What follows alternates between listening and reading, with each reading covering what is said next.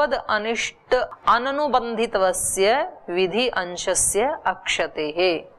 तो जो बलवद अनिष्ट है, बलवद अनिष्ट माने जिसको हटाया नहीं जा सकता है, जो अनिवार्य अनिष्ट है, उसके अननुबंधित्वस्य, और वो बांधने वाला नहीं है, मतलब वो इस आत्मा को बंधन युक्त करने वाला नहीं है, इसलिए विधि अंशस्य अक्षते है। विधि वाला जो अंश है वो तो अक्षय ही रहेगा, उसका नाश नहीं होगा। इन्होंने आपत्ति क्या जताई थी, भाई अगर आप उसको भी हिंसा कहेंगे तो याग आदि कर्म तो होने ही बंद हो जाएंगे, फिर तो उनका क्या बनेगा, फिर विध्यर्थ जो हैं वाक्य, तो उनकी तो अनुपपत्ति हो जाएगी। कह रहे नहीं, अनुपपत्ति तो नहीं होगी, लोग करते रहेंगे।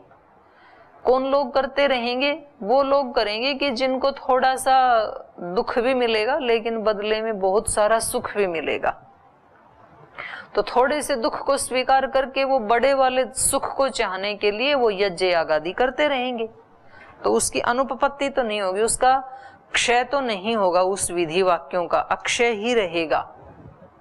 अब जैसे कोई किसी किसान को बोले कि जी आप ये खेती करते हो, इसमें तो बड़ी हिंसा होती है, आप कीड़े आदि मारते हो तो हिंसा होती, और हम ये जो सामान्य यज्ञ करते हैं इसमें भी हिंसा होती ही है, कभी तो वो चींटी आदि रहती हैं उधर, उसकी वैसे हिंसा हो जाती है अनजाने में।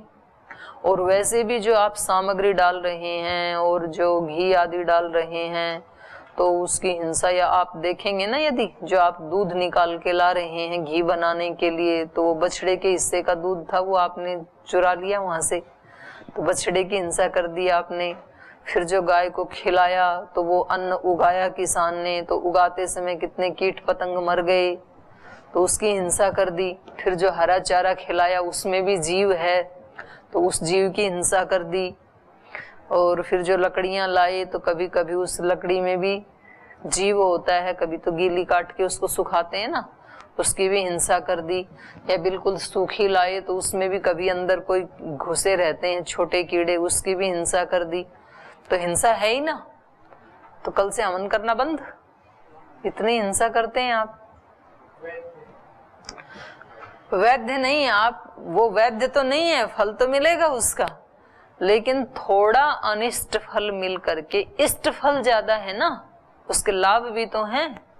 इतने लोगों को आप शुद्धिकरण कर रहे हैं, शुद्ध ऑक्सीजन दे रहे हैं, कुछ कीटनाशक पदार्थ डाल करके जो मनुष्यों को हानि करने वाले कीट थे उनका नाश कर रहे हैं, तो अनिष्ट थोड़ा हो रहा है, इष्ट ज्यादा हो रहा है। इसलिए यज्ञ याग करने वाले कभी याग को रोकते नहीं है, वो बोलते हैं कि ठीक है थोड़ा सा इसका बुरा फल मिलेगा तो ले लेंगे, कोई बात नहीं, लेकिन हमें ज्यादा तो भलाई करने वाला काम करना ही है। कोई किसान को बोले जी आप ये खेती करते हो तो ये तो इसमें तो हिंसा होती है, तो कहेगा कि ठीक है इसमें हिंसा, जितने कीट पतंगों की हिंसा हुई तो उतने ज्यादा प्राणियों के पेट का पालन भी तो हो रहा है।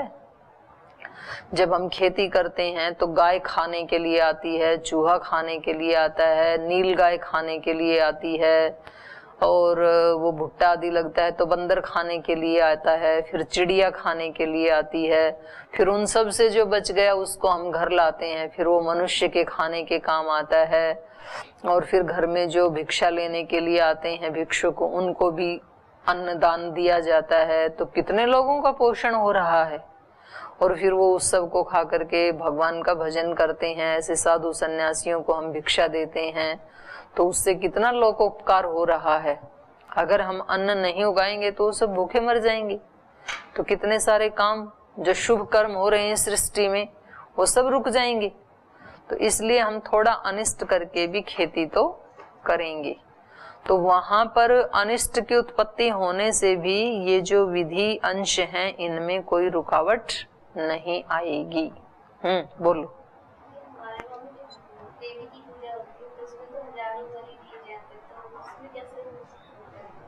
तो वो तो गलत है, नहीं देनी चाहिए।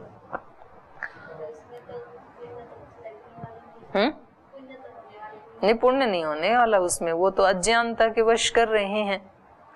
देवी तो खुश होगी अपने अंदर वाले पशु की बलि चढ़ाने से, देवी तो हमारे अंदर ही है, हम सभी देवी हैं, हम सब की जो आत्मा है वो ही देवी है। और वो खुश तब होती है जब हम अपने अंदर के जो दोष हैं, काम क्रोध लोभ अहंकार आदि, इन पशुओं की जब बलि देते हैं तब देवी खुश होती है।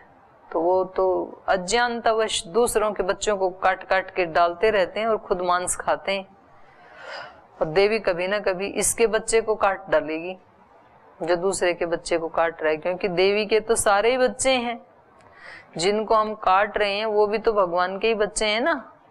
तो अब किसी माँ के बच्चे को काट के उसको दिया जाए तो वो माँ खुश होगी कि नाराज होगी? तो खुश तो होती नहीं है, लेकिन नाराज जरूर हो जाती है देवी ऐसे लोगों से। तो वो अज्ञान में करते हैं। तो चलिए, ये कह रहे हैं इसका नाश नहीं होगा विधि का। यत्तु वैध हिंसा अतिरिक्त हिंसाया एव पाप जनकत्वम इति तद असत संकोचे प्रमाणाभावात। और अब अगली बात कह रहे हैं, पहले तो इनके बात का उत्तर दिया। देखो, ये शास्त्र जो है ना, ये हमें व्यवहार करना भी सिखाते हैं। पहले उस व्यक्ति ने जो आरोप लगाया कि भाई आप ऐसे कहेंगे, हिंसा हो रही है और उससे जो कर्म कांड आदि हैं उनकी अनुपपत्ति हो जाएगी ऐसे, तो पहले तो उसका उत्तर देते हैं कि नहीं, उसकी अनुपपत्ति नहीं होगी, और फिर अपनी बात कहते हैं आराम से। तो उनकी बात को कैसे काट रहे हैं? कहा कि जो आप वैध हिंसा की बात कर रहे थे ना, आप कह रहे थे कि वैध हिंसा का तो पाप नहीं लगेगा, और जो अवैध हिंसा है उससे अतिरिक्त वो ही पाप की जननी है, ऐसा जो आपने कहा था, तद असत, वो आपकी बात ठीक नहीं है। यत्तु वैध हिंसा अतिरिक्त हिंसाया एव, वैध हिंसा से अतिरिक्त हिंसा का ही पाप जनकत्वम, पाप जनकता है, माने वैध हिंसा से अतिरिक्त अवैध हिंसा है, वो ही पाप की जननी है, ऐसा जो आपने कहा था, तद असत, वो ठीक नहीं है, वो गलत है। संकोचे प्रमाणा अभावात, क्योंकि ये जो आपने हिंसा में संकोच कर दिया ना, माने संकुचितता ला दी ना, वहां तो शास्त्र में तो कहा है कि अहिंसा कैसी होनी चाहिए, सार्वभौमा महाव्रतम, विस्तार किया उन्होंने तो अहिंसा का, और आपने अहिंसा का क्या कर दिया, संकोच कर दिया कि यज्ञ याग आदि की अहिंसा है वो तो वैध हिंसा, और उसके अतिरिक्त जो हिंसा करेंगे वो पाप करने वाली। तो बोले इस संकोच का कहीं प्रमाण तो मिलता नहीं है कि भाई ये हिंसा तुम करो, इसकी तुम्हें छुट्टी है, कोई पाप नहीं लगेगा, ऐसा कहीं कोई प्रमाण नहीं मिलता है। बल्कि उससे उल्टे प्रमाण तो मिलते हैं, जैसे युधिष्ठिर आदि नाम स्वधर्मे अपि युद्धादौ ज्ञाति वध आदि प्रत्यवाय परिहाराय प्रायश्चित्त श्रवणाच। इससे उल्टा प्रमाण तो मिलता है कि जिसको आप वैध हिंसा कह रहे हैं उसका भी फल मिलता ही है, गलत का गलत मिलेगा और पुण्य वाले का पुण्य मिलेगा। जैसे कि युधिष्ठिर ने स्वधर्मे अपि युद्धादौ, युद्ध करना तो उनका स्वधर्म था, क्षत्रिय का तो स्वधर्म है युद्ध करना, तो उन्होंने तो युद्ध किया, तो अपने धर्म का ही पालन कर रहे थे। और युद्ध करते समय युद्ध की नीति क्या होती है, विजय को प्राप्त करना। अगर कोई यूं कहे कि जी हम तो लड़ लेते हैं, जीते या हारे, तो फिर वो युद्ध नहीं होगा, फिर तो वो एक कर्म हो जाएगा। युद्ध का तो मतलब ही ये होता है कि किसी भी तरह से मुझे विजय को प्राप्त करना है, वो युद्ध होता है। तो ये तो क्या थे, क्षत्रिय थे, तो इनका तो स्वधर्म था। तो ये जो युधिष्ठिर आदि थे, स्वधर्मे अपि युद्धादौ, युद्ध आदि में जो कि इनका स्वधर्म था, उसमें भी जाति वध आदि, जो उन्होंने अपनी जाति वाले लोगों का जो वध किया, तो एक बार तो असत्य बोला ना इन्होंने भी,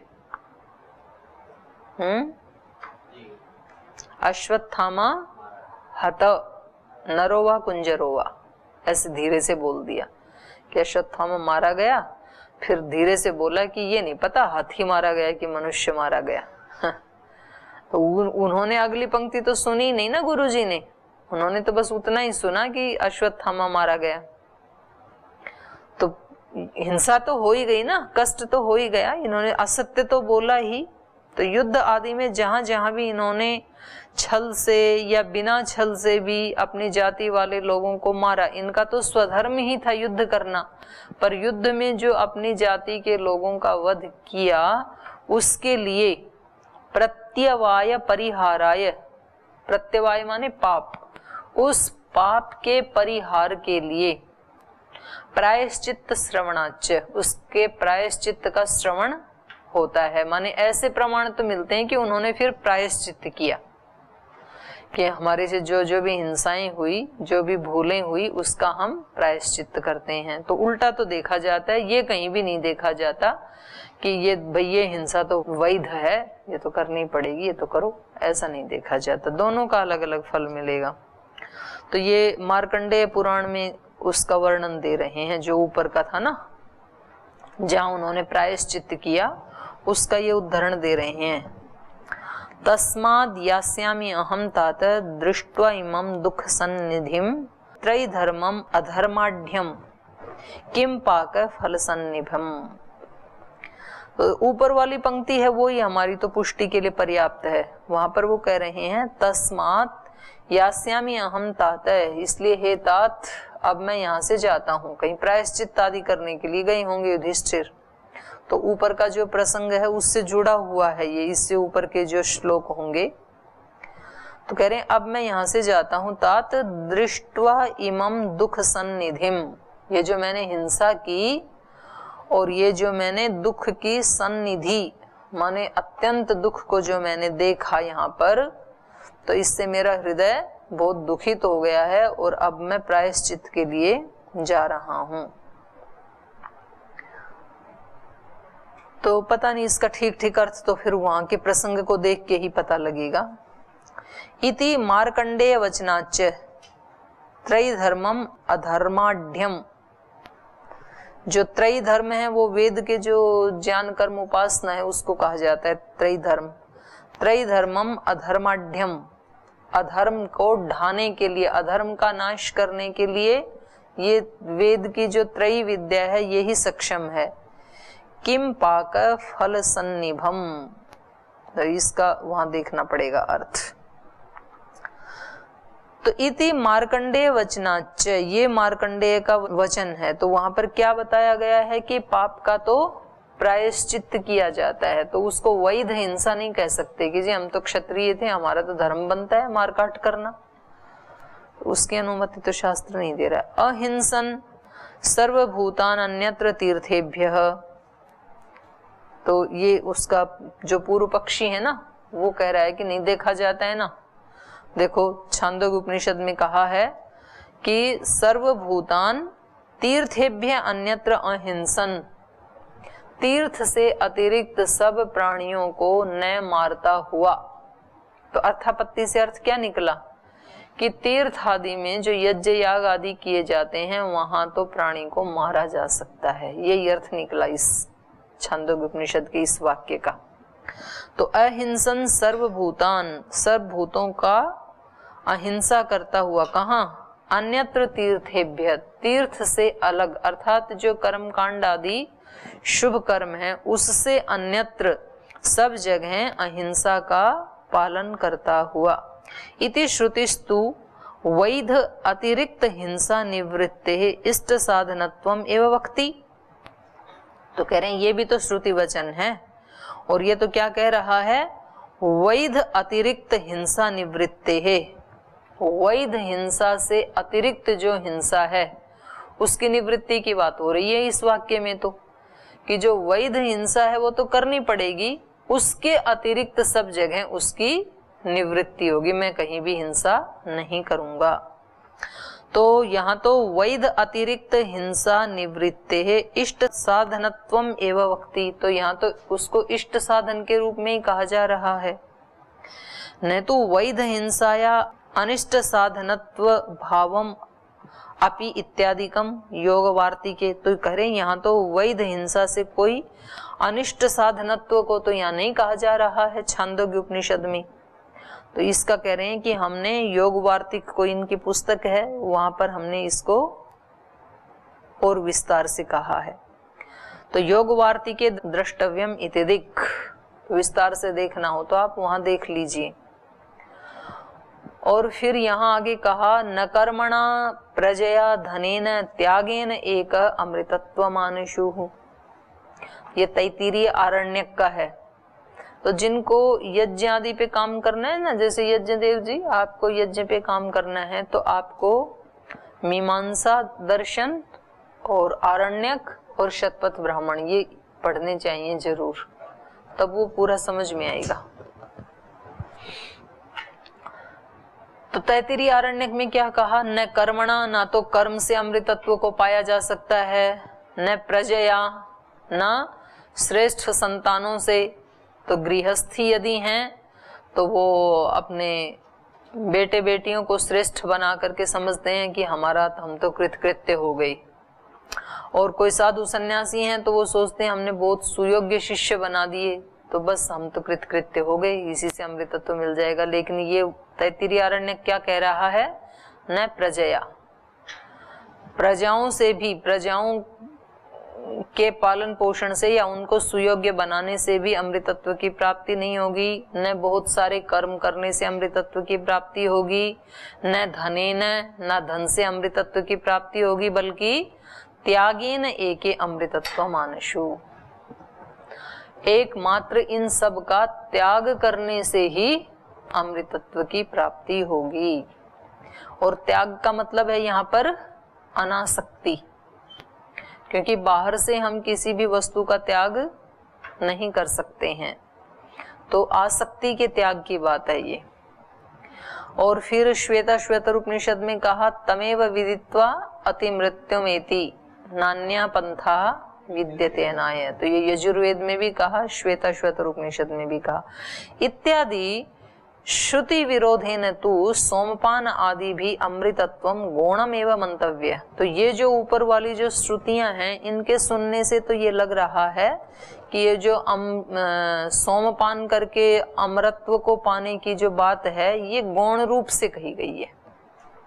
मतलब सोम को कूटने से वो पी लिया और उससे किसी को अमृतत्व की प्राप्ति हो जाए, तो ये क्या है, गौण कथन है। क्योंकि श्रुति तो स्पष्ट कह रही है न कर्मणा, तो वो भी तो एक कर्म ही है ना, यज्ञ याग भी तो एक कर्म है। तो श्रुति तो कह रही है कि कर्म से नहीं पाया जाता अमृतत्व को, ना प्रजा से ना धन से। और दूसरी श्रुति कह रही है तमेव विदित्वा अति मृत्यु में, उसको जान करके ही मृत्यु को लांघा जा सकता है, नान्या पंथ। तो ये सोमपान तो अन्य पंथ में आ गया ना, तो ये गौण कह रही, ये जो श्रुति है ऊपर सोमपान वाली, तो ये श्रुति विरोधेन, ये श्रुति विरुद्ध बात है। इसलिए सोमपान आदि भी अमृतत्वम गौणम एवं मंतव्यम, सोमपान आदि से जो अमृतत्व की प्राप्ति है वो गौण रूप से कथन है। आभूत संप्लवम स्थानम अमृतत्वम ही भास्यते। तो ये विष्णु पुराण का कोई वाक्य है, इस ऊपर वाली पंक्ति के उसमें कहा होगा, पता नहीं है इसमें क्या है। आभूत संप्लवम स्थानम अमृतत्वम ही भाष्यते, ये विष्णु पुराण का वचन इसी आशय के, इसी अभिप्राय को व्यक्त कर रहा है।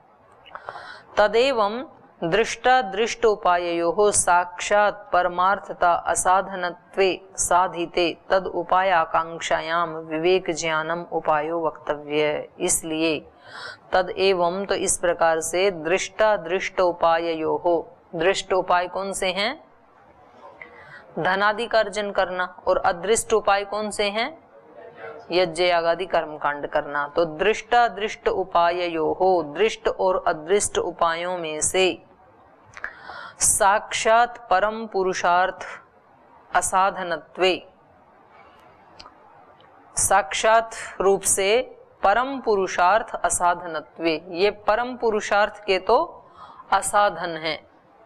परम पुरुषार्थ कहा ना यहाँ पर, त्रिविध दुख अत्यंत निवृत्ति अत्यंत पुरुषार्थ है, तो ये अत्यंत पुरुषार्थ तो नहीं है, निश्चित रूप से साक्षात रूप से ये पुरुषार्थ तो हैं, दृष्ट अदृष्ट उपाय, लेकिन ये परम पुरुषार्थ नहीं बन सकते। साक्षात परम पुरुषार्थता असाधनत्वे, परम पुरुषार्थ के असाधन होने से, त्रिविध दुख की निवृत्ति में असाधन होने से, असाधनत्वे साधिते, इनका असाधनत्व सिद्ध होने पर, माने ये साधन नहीं है, ये सिद्ध हो गया है ऊपर के इन कथनों से, तो तद उपाय आकांक्षायाम, इसलिए 3 प्रकार के दुखों को निवृत्त करने का फिर उपाय क्या है, इसकी आकांक्षा करते हुए, तद उपाय आकांक्षायाम, उसके उपाय की आकांक्षा में, विवेक ज्ञानम उपायो वक्तव्य, तो फिर उसका उपाय क्या है, विवेक ज्ञान ही उसका उपाय है, ये कहना चाहिए। 3 प्रकार के दुखों को हटाना है तो साधन क्या बनेगा उसका, विवेक ज्ञान बनेगा। क्योंकि दुख किसके कारण है, अज्ञान के कारण है, अविवेक के कारण है। तो वो हेतु क्या है, हे तो दुख हो गए, त्रिविध दुख हे हो गए, हे का हेतु क्या है, अज्ञान।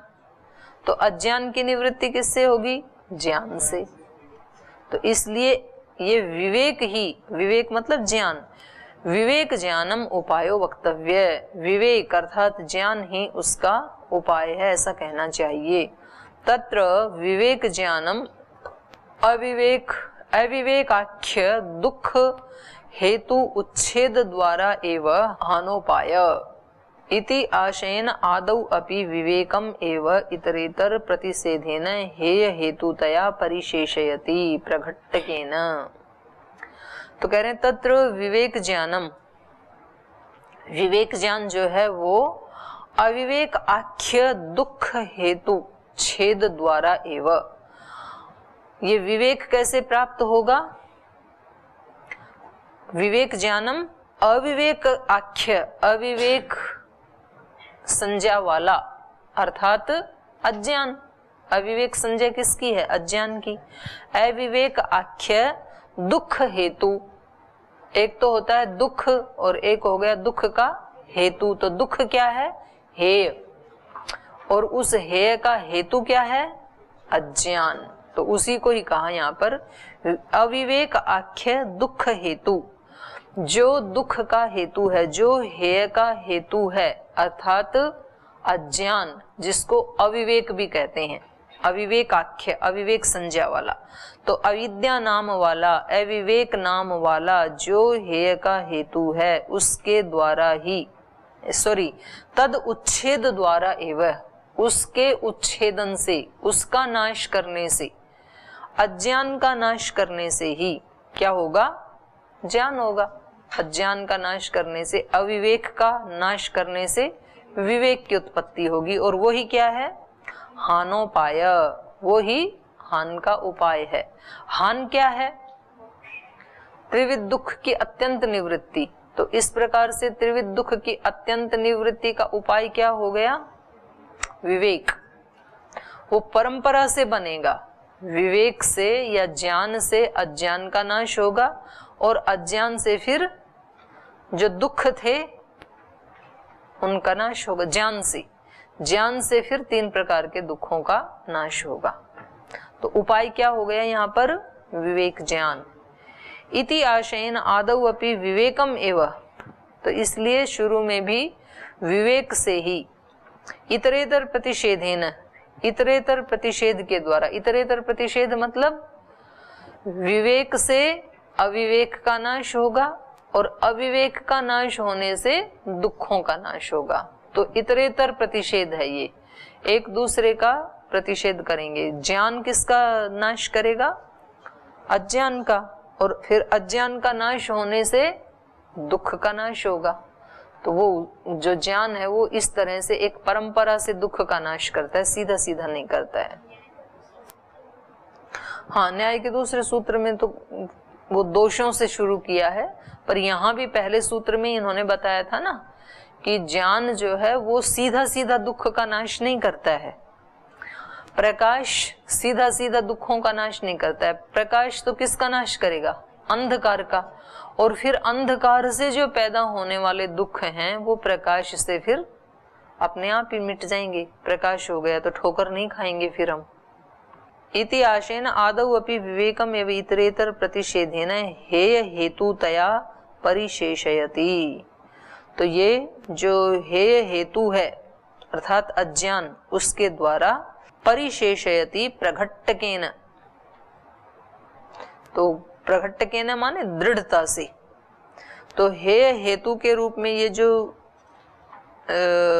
अविवेक है इसका ही प्रतिषेध करना पड़ेगा अंततो गत्वा। परिशेषयति माने परिशेष न्याय से यही पता चल रहा है कि 3 प्रकार के दुखों का नाश करना है तो हमें दृढ़ता से किसका सहारा लेना पड़ेगा? विवेक का, और दृढ़ता से अज्ञान का हेय हेतु का नाश करना पड़ेगा। तो अब ये पूर्व पक्षी का सूत्र है, अगले वाला सूत्र वो कह रहे हैं, सूत्र बोल लीजिए, न स्वभावतो बद्धस्य मोक्ष साधनोपदेश विधि ही। करें आप मोक्ष के साधन का उपदेश तो कर रहे हैं कि मोक्ष का साधन क्या है? विवेक है।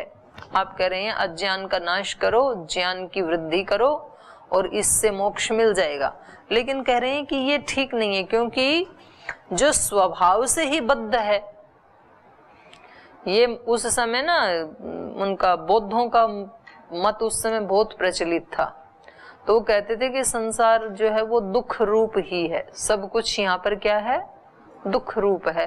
तो ये प्रत्यक्ष दिखाई दे रहा है कि सब आत्माएं, कोई भी यहाँ पर सुखी नहीं है। तो इसका मतलब क्या हुआ कि आत्मा है ही दुख स्वरूप, तो जो जिसका स्वरूप है वो तो हटाया नहीं जा सकता। अग्नि का स्वरूप जैसे उष्णता है, तो उष्णता को क्या हटाया जा सकता है? किसी भी तरह से नहीं हटाया जा सकता है। तो आत्मा का तो स्वरूप ही क्या है? बंधन से युक्त होना। ये पूर्व पक्षी का सूत्र है। तो कह रहे न स्वभाव तो बद्धस्य, जो स्वभाव से ही बद्ध है आत्मा, उसके लिए मोक्ष साधनोपदेश विधि न, मोक्ष के साधन का जो उपदेश कर रहे हो ये विधि ठीक नहीं है।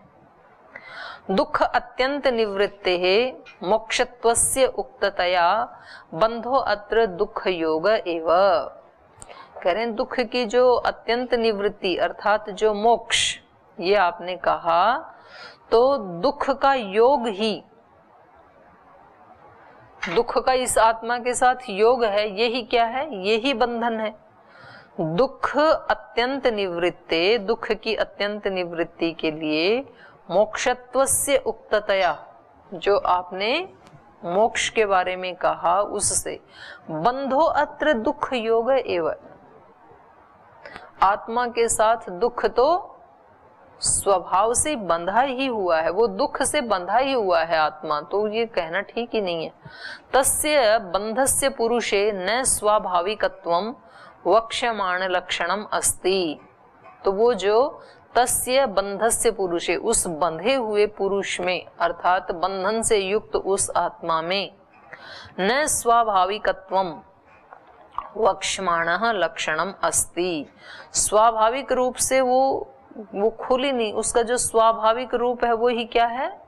बंधन वाला है। तो ये आपका कथन ठीक हो ही नहीं पाएगा। यह तो न स्वभाव तो बद्धस्य मोक्षस्य साधनोपदेशस्य श्रोतस्य विधि अनुष्ठानम नियोज्यानाम घटते, क्योंकि स्वभाव से जो बद्ध है उस बंधे हुए का मोक्षाय, मोक्ष के लिए साधनोपदेशस्य, साधनों का उपदेश का जो श्रोतस्य विधे, जो श्रुति का विधान है, वो अनुष्ठानम नियोज्यानाम घटते, वो तो वहां घटेगा जहां पर वो विधान की वो मुक्त हो सके, पर जो मुक्त हो ही नहीं सकता है, जिसका स्वभाव ही नहीं है मुक्त होने का, तो उसके लिए तो कोई उपाय ही नहीं है। न ही अग्नि स्वाभाविकात औष्ण्यात मोक्ष संभवती, जैसे अग्नि में स्वाभाविक रूप से उसका स्वभाव क्या है? उष्णता, तो उसका मोक्ष संभव ही नहीं है। स्वाभाविकस्य यावद द्रव्य भावित्वादि इत्यर्थः, स्वभाव कब तक रहता है वस्तु में? यावद द्रव्य, यावद द्रव्य माने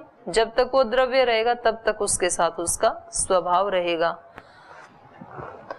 और वो ही भगवान ने गीता में कहा है। तो इसको कल एक बार फिर से पढ़ेंगे, आज समय हो गया, अभी यहीं विराम देते हैं। ओ